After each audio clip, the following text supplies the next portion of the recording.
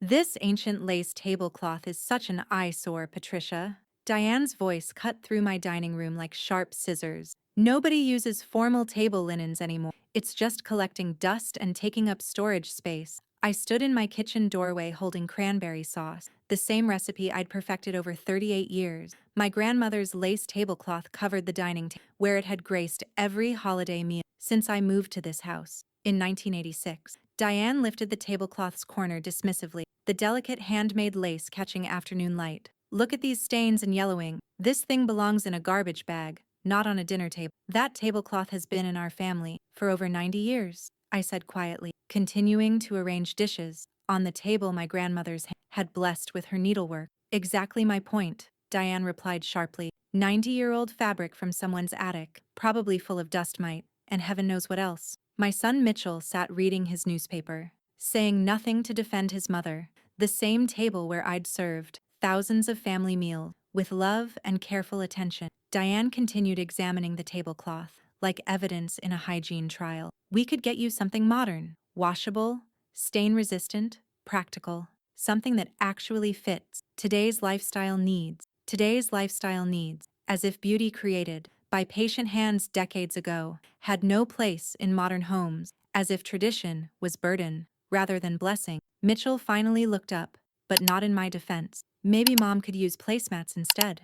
Something easier to maintain. That doesn't require such careful handling. Easier to maintain. As if caring for beautiful things was inconvenience rather than privilege. As if preserving family legacy required too much effort. My old recipe book sat nearby, stained with decades of cooking adventure. Another item Diane had criticized as outdated and unsanitary. Silence isn't surrender, it's strength, gathering its breath. I'm Patricia. I'm 73 years old. I live in Millbrook, Tennessee. This lace tablecloth has witnessed every important moment. In 3 generations of family celebration, I've served Thanksgiving dinner on it for 38 consecutive years. Today, my daughter-in-law called my family heirloom an ancient eyesore that belongs in a garbage bag while preparing to eat the meal I'd cooked with love on the table my grandmother had blessed with her artistry. But what Diane doesn't know is this. My grandmother didn't just create beautiful lace, she sewed secrets into every thread. That will change everything about Diane's assumptions and plans. If you've ever felt overlooked in your own home, you'll understand why this moment stayed with me. This house on Cedar Street has been my sanctuary for 38 years of marriage and 5 years of widowhood. Every holiday has been celebrated on my grandmother's lace tablecloth. The morning sun still filters through my dining room windows, illuminating the intricate pattern grandmother created during long winter evening in 1934 when the world moved slower and hand created beauty from necessity. I can hear the gentle whisper of fabric settling into place, the same sound that welcomed every birthday, anniversary, graduation, that transformed ordinary meals into occasions worth remembering. My recipe book holds more than instructions. It contains notes about family preferences, special dietary needs, modifications I've made over decades of loving service to children and grandchildren. The kitchen still smells like cinnamon and vanilla from this morning's baking, like memories layered over years of holiday preparation, each scent a reminder of celebrations shared around that lace-covered table. Some truths arrive quietly but change everything. After James died 5 years ago, this tablecloth became even more precious, a tangible connection to family tradition that death couldn't break, a bridge between past and uncertain future. Diane sees only outdated formality, taking up valuable storage space. She doesn't understand that some objects hold more than fabric. They hold family stories, woven into every thread. She wants me to modernize everything, replace handmade beauty with practical efficiency. That fits her vision of streamlined living, without sentimental complications. Mitchell inherited his father's gentle nature, but not James's appreciation for craftsmanship and heritage. He sees potential maintenance issues where his father saw legacy worth preserving. This tablecloth isn't just decoration, it's documentation of skill, patience, and love. That created something beautiful from simple thread, something that would outlast the hands that made it. The criticism started subtly, like small tears in delicate fabric. Diane would comment on my excessive attachment to outdated household items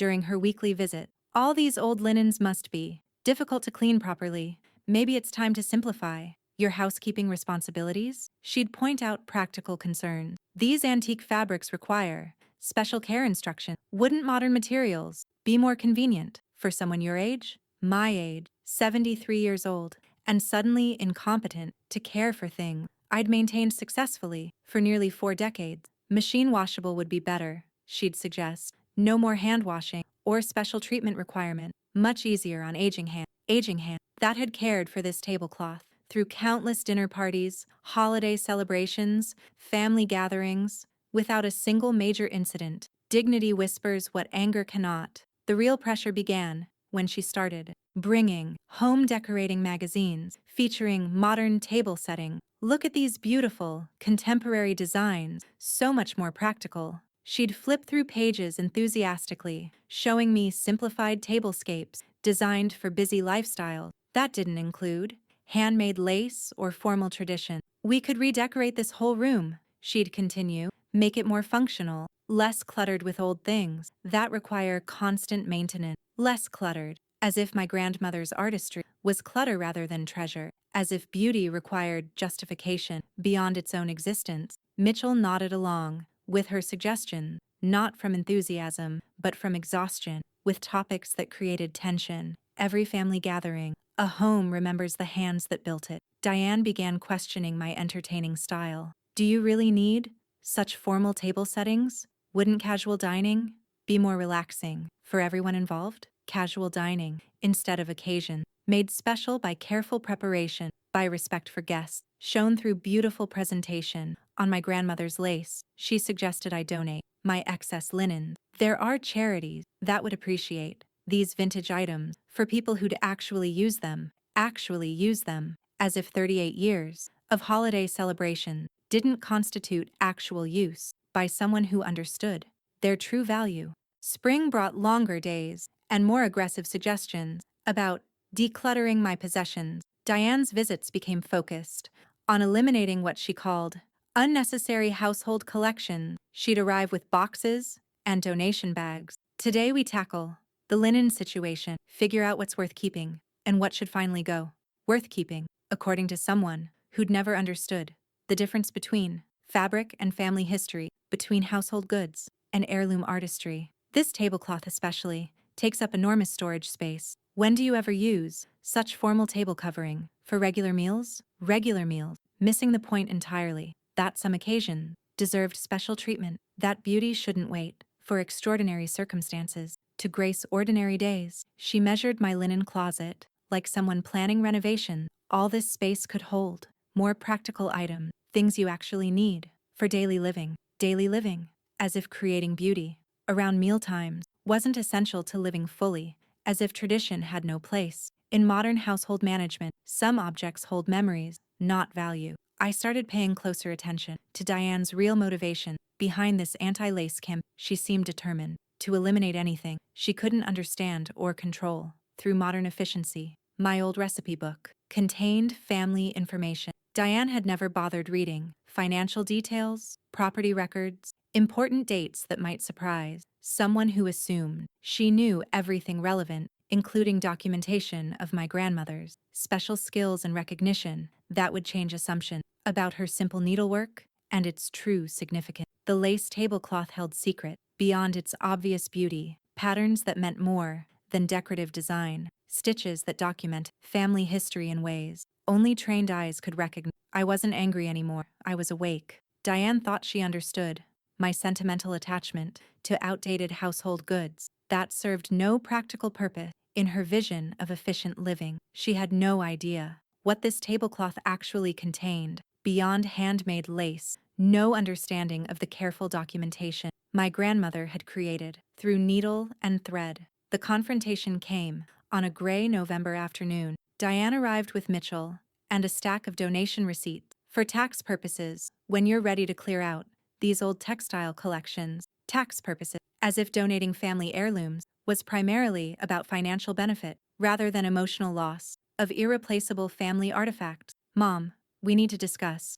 your living situation, Mitchell said, his voice gentle but firm. This house has too many breakable and delicate things. For someone your age, breakable and delicate things. As if my 73 years had suddenly made me careless, despite maintaining these items successfully for decades, without major damage. These senior communities have beautiful dining room, Diane added, professional table settings you wouldn't need to maintain. All these fragile linens that require constant care. Professional table setting instead of my grandmother's artistry. Generic beauty replacing personal family history. Efficiency eliminating the need for individual expression. What about my tablecloth? I asked. My grandmother's needlework. The family celebration. It's witnessed over decades? We could keep one small piece, Mitchell said. Maybe frame a corner.